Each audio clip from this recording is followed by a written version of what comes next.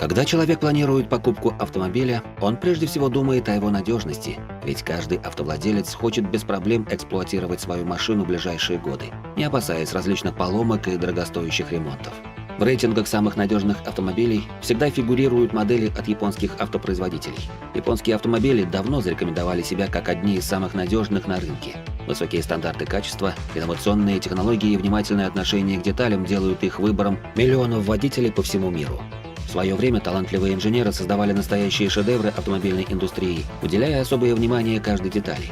В те времена покупка новой машины была значимым событием, и люди были уверены, что этот автомобиль станет их верным спутником на долгие годы.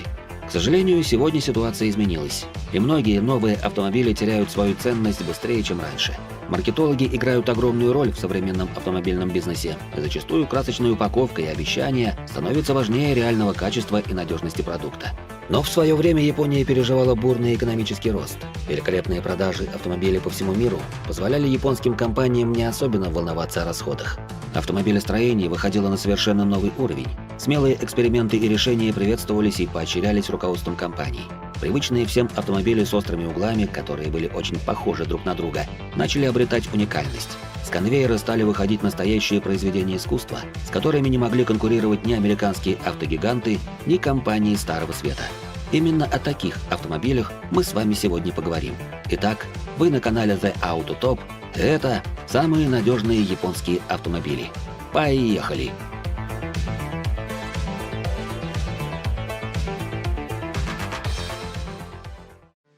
Японские инженеры давно славились своим стремлением к совершенству и инновациям. Начало 60-х годов ознаменовалось важным поворотным моментом в истории автомобильной промышленности Японии, когда на сцену вышли молодые и амбициозные специалисты, готовые бросить вызов традиционным представлениям о том, каким должно быть современное транспортное средство. Именно тогда, благодаря напряженной работе японских инженеров, которые стремились предложить рынку надежный и стильный автомобиль, началось рождение легенды Mitsubishi Galant.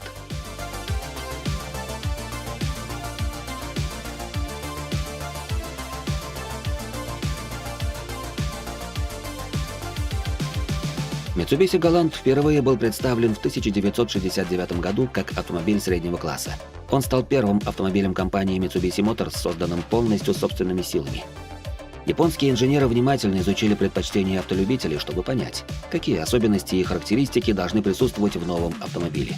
Особое внимание уделялось надежности, комфорту и современным технологиям. После завершения проектирования начались длительные испытания прототипов. Когда автомобиль прошел все необходимые тесты и проверки, началось массовое производство. С течением времени Mitsubishi Galant претерпел значительные изменения и обновления. Каждый новый модельный год приносил новые технологии, улучшенные характеристики и обновленный дизайн.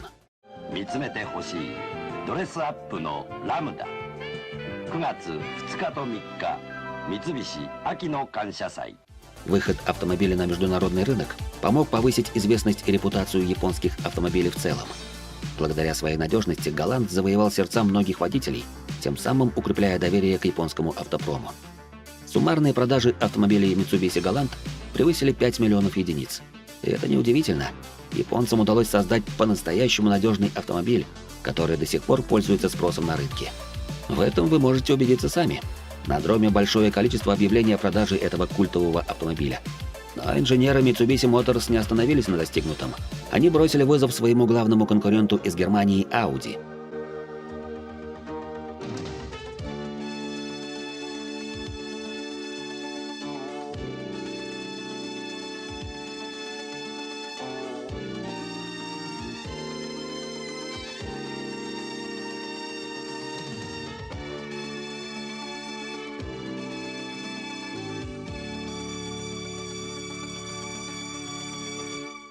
В то время Audi громко заявила о себе на мировой арене ралли-гонок, оставив неизгладимый след в истории автоспорта. Mitsubishi поставили цель победить Audi и доказать всему миру, на что способны японские автомобили. Вот он, настоящий маркетинг. Компания решила готовить совершенно новый ралли-кар. За основу взяли новенький Mitsubishi Galant 6-го поколения. В то время ни один раллийный автомобиль без полного привода был просто невозможен. Так что Galant получил полноприводную трансмиссию с вискомуфтой и межосевым дифференциалом, а в дополнение к ней приставку VR4 в названии. Ходовая часть состояла из независимых подвесок типа Макферсон спереди и многорычажной сзади. Шасси полноуправляемое 4WS. Тормоза всех колес, как и положено, дисковые с ABS. Под капот поместили двигатель 4G63 с 16-клапанной головкой блока цилиндров. Это лучший мотор компании Mitsubishi и один из лучших японских двигателей вообще. Этот мотор сочетает великолепные технические характеристики и высокую надежность. G63 имел неисчислимое количество модификаций. За долгие годы мотор побывал во многих автомобилях японской марки, да и не только в них. Mitsubishi 4G63 выпускался по лицензии в Корее до 1994 года, а в Китае производится до сих пор. В пару к мотору прилагалась пятиступенчатая механическая коробка передач, либо четырехступенчатый автомат. Как и положено для японского автопрома тех лет, Galant VR4 имел немало комфортных опций в виде кондиционера, аудиосистемы и всевозможных электроприводов. До 100 км в час такой VR4 разгонялся всего за 6,7 секунды. Одна из самых известных гонок, где Galant VR4 продемонстрировал свои возможности, была ралли Сафары в Кении в 1988 году. Пилот Юха Канкунен на Galant VR4 одержал победу, обогнав многих соперников, включая Audi Quattro.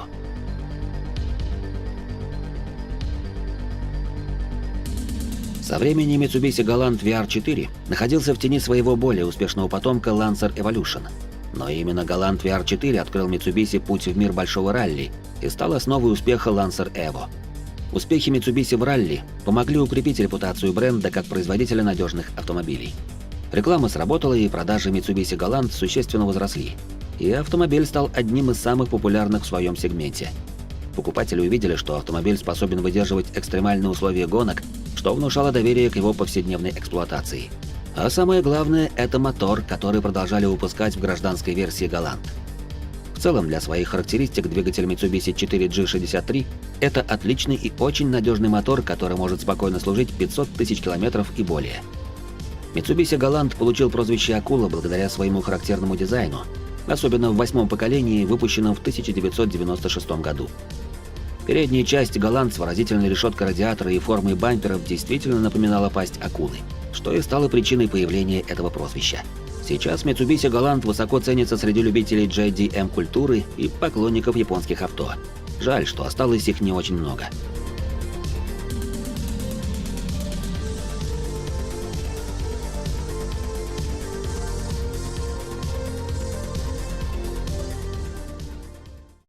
В 1966 году, когда японские инженеры компании Toyota Motor Corporation представили миру свой автомобиль, они вряд ли могли предположить, какое грандиозное путешествие ждет их детище.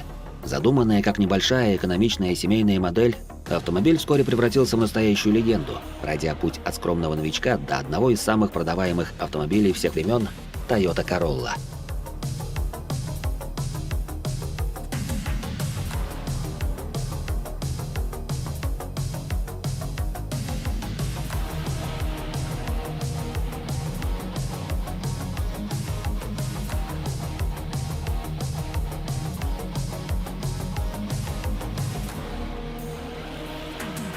Toyota Corolla – один из столпов могущества японской компании. Впервые появившись более 50 лет назад, Corolla разменяла уже 12 поколений. И кажется, что пока существует Toyota, будет существовать и Corolla. Спустя всего 10 лет после окончания войны экономика Японии начала проявлять признаки роста. Спрос на автомобили постепенно увеличивался, а потребители уже могли позволить себе нечто большее, чем мопед. В Toyota это хорошо чувствовали, и в 1961 году выпустили на рынок Toyota Publica. Компактный, малолитражный, а главное дешевый автомобильчик пришелся очень кстати. Но первый опыт продаж и опрос покупателей показал, что Publica получилась хоть и добротной, но очень уж простой машиной. Японцы хотели получить больший уровень комфорта и характеристик за разумную цену. Опыт был учтен, и в 1966 году с завода Такаока сошел новый малолитражный автомобиль под названием Toyota Corolla E10.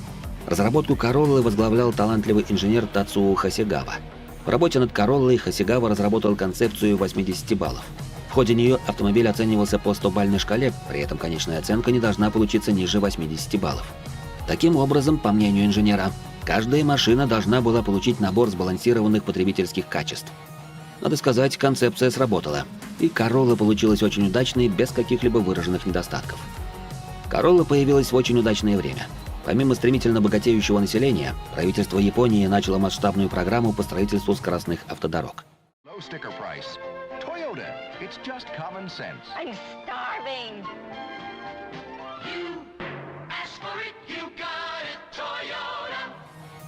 Тем временем коммерческий успех не заставил себя ждать. Уже в 1966 году Toyota Corolla стала самым продаваемым легковым автомобилем в Японии, а к 1970 году было продано около 1 миллиона этих машин. С течением времени каждое новое поколение Toyota Corolla приносило с собой значительные улучшения и инновации. Автомобиль становился все более разнообразным, предлагая различные типы кузовов, включая хэтчбеки, седаны и универсалы. Двигатели становились мощнее и экономичнее, а системы безопасности постоянно улучшались, чтобы соответствовать растущим ожиданиям потребителей. Toyota рекламировала Corolla как идеально подходящую машину для путешествий по автомагистралям, что, учитывая мощные моторы и четырехступенчатую коробку, была чистая правда.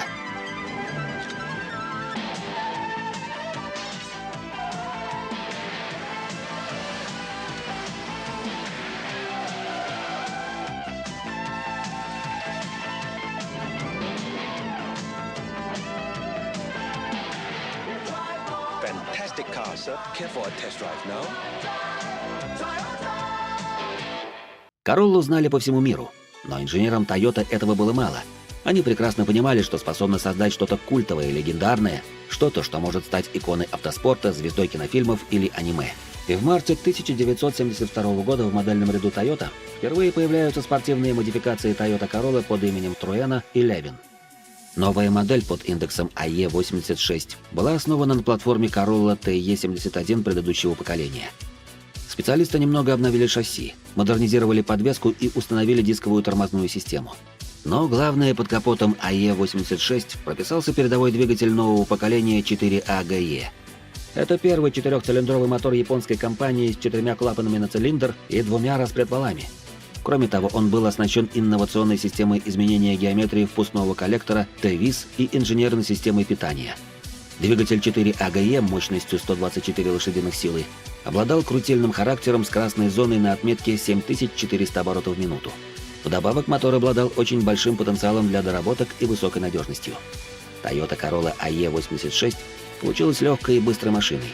Журналисты отмечали, что на ходу Хачироку ощущается намного более мощным автомобилем, а за острое и точное рулевое управление прозвали машину 200-сильный карт. Кстати, прозвище Хачироку автомобиль получил за свой индекс. На японском число 8 звучит как Хачи, а 6 как Року.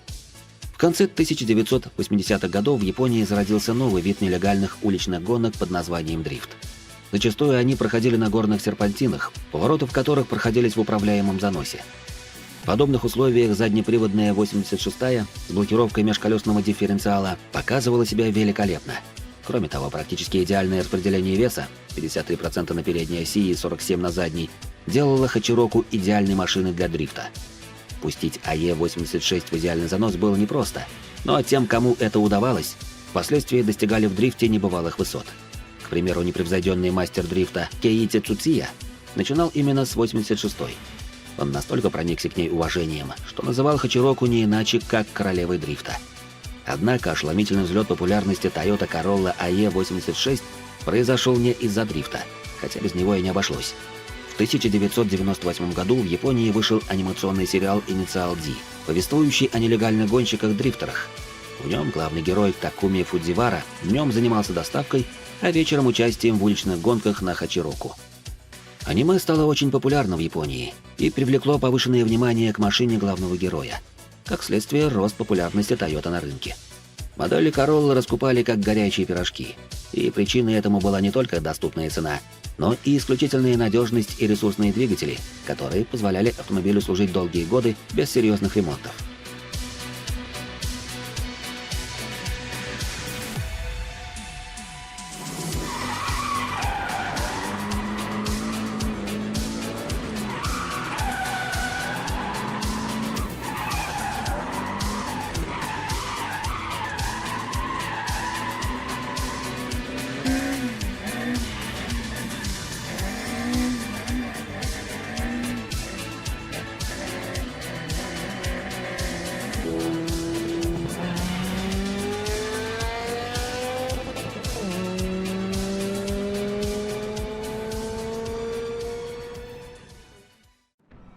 Японские инженеры, вдохновленные успехом своих компаний в электронике и бытовой технике, решили бросить вызов немецкому доминированию.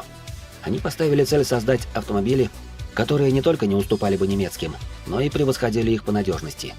Одним из ярких примеров этого противостояния стал Mazda MX-5 Miata.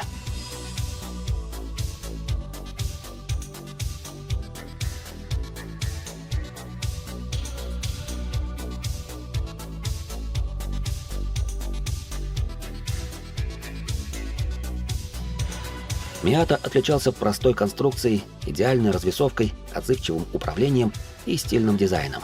Эти качества позволили ему завоевать сердца автолюбителей по всему миру и стать одним из самых надежных спортивных автомобилей. Ключевым моментом в создании Miata стало достижение идеальной развесовки по осям 50/50. Инженеры Mazda тщательно просчитывали расположение всех узлов и агрегатов, чтобы добиться этого баланса. Благодаря этому Miata получила великолепную управляемость и маневренность, которые стали его визитной карточкой. Mazda Miata. Automobile of the Year, Automobile Magazine. One of the world's 5 best cars, road and track, plus the best warranty in the business. Mazda Miata. It just feels right. Компактные размеры, низкий центр тяжести и отзывчивое рулевое управление позволяли водителю в полной мере ощущать дорогу и получать истинное удовольствие от вождения. Помимо управляемости, инженеры Mazda уделили особое внимание простоте и надежности конструкции Miata. Они сознательно избегали сложных технологий, отдавая предпочтение проверенным и надежным узлам и агрегатам. Это обеспечило Miata высокую ремонтопригодность и долговечность. Многие владельцы отмечают, что их родстеры без серьезных поломок проехали более 400 тысяч километров. Рассматриваемая конструкция предельно надежна и проста, обладает существенным ресурсом. Конечно, 110 лошадей в 1,6-литровой версии явно недостаточно для лихих гонок даже легкой версии авто типа MX-5. Динамика позволяет в лучшем случае совершать на ней прогулки. Для гонок явно не подходит, зато обрыв ГРМ на такой ДВС не приводит к выходу двигателя из строя. Неудивительно, что за короткий период Mazda Miata завоевала огромную популярность. Только в первый год японцам удалось продать 35 тысяч автомобилей. Самым важным и надежным автомобилем в мировой истории не обязательно устраивать технические революции, собирать призы на конкурсах элегантности или устанавливать рекорды скорости. Порой достаточно появиться в правильное время в правильном месте, располагая при этом правильными качествами. Именно так и произошло с японским хэтчбеком Honda Civic.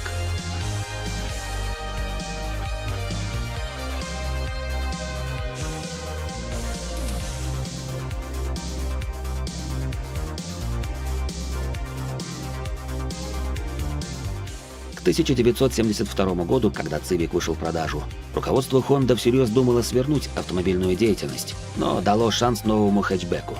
А тот не подкачал, мгновенно став суперхитом и собрав 1 миллион владельцев всего за 4 года.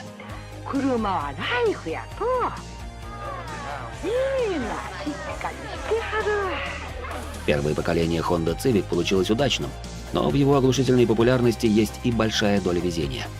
На следующий год после дебюта случается мировой топливный кризис.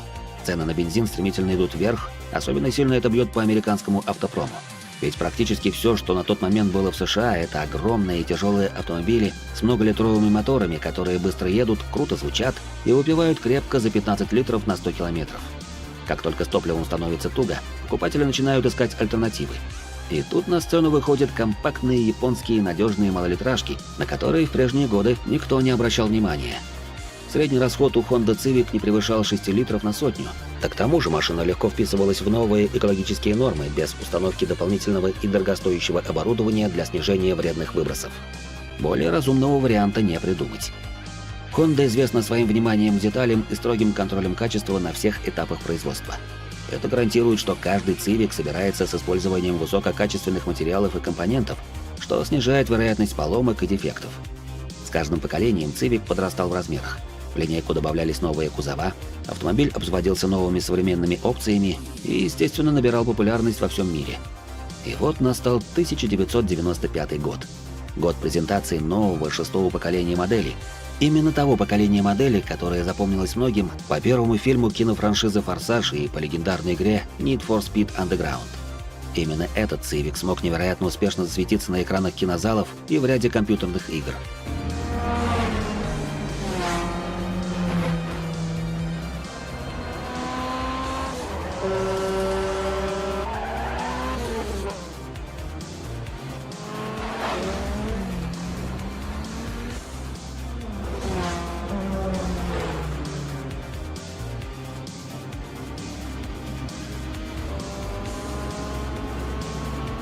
Такая слава не могла пройти бесследно. Даже к самой простой Honda Civic многие и сейчас относятся как к особой модели со спортивным характером. На имидж модели серьезно повлияли заряженные версии Type R. От стритрейсерской иконы, построенной на базе шестого поколения Civic, до самых последних версий, это были эмоциональные, яркие и чертовски быстрые машины. Но даже обычные Civic без буквы R всегда радовали водителей живым нравом. Высокооборотистые и отзывчивые моторы с мотоциклетными нотками, знаменитая система VTEC, искусно настроенные шасси. Покупая даже самый простой Civic, вы могли неплохо развлечься по дороге от дома до работы. Продажи стремительно росли, и Honda продолжала внедрять новые инженерные решения и технологии, которые делают автомобили более надежными и безопасными. Например, использование алюминия для снижения веса, а также улучшенная система управления двигателем и трансмиссией. Более подробно про автомобили Honda мы рассказывали в большом выпуске.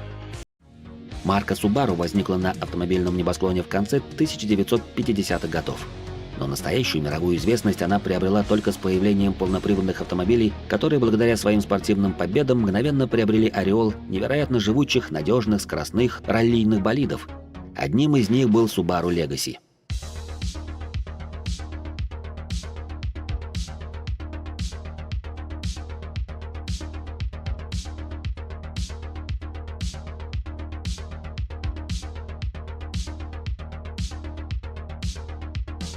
Чтобы составить конкуренцию другим именитым полноприводникам, японцам требовался более совершенный и престижный автомобиль, чем имеющийся Subaru Leon 4WD.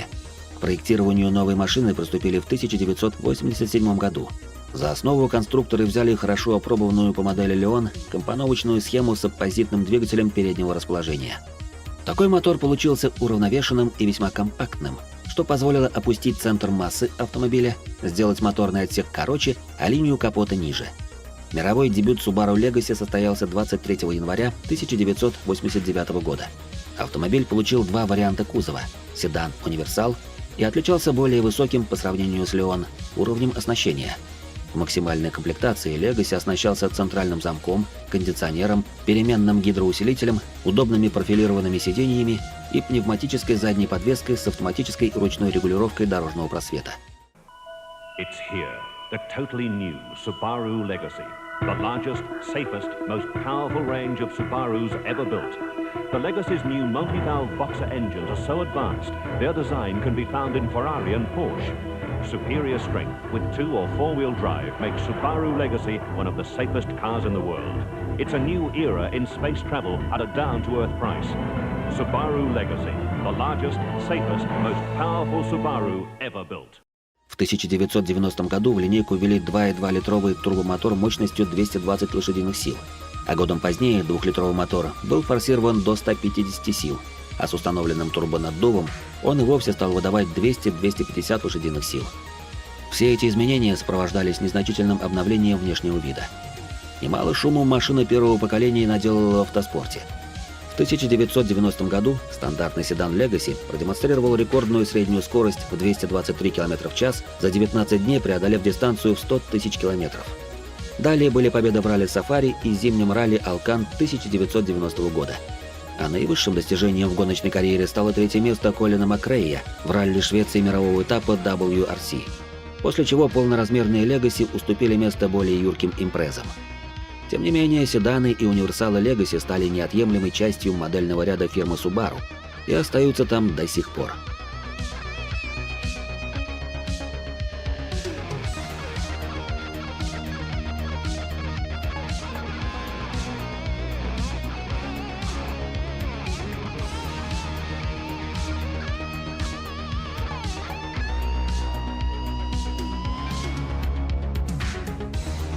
А какой автомобиль у вас и какой у него пробег? Пишите в комментариях. Делитесь этим видео с друзьями и не забудьте поставить лайк и подписаться на наш канал, чтобы не пропускать интересные видео.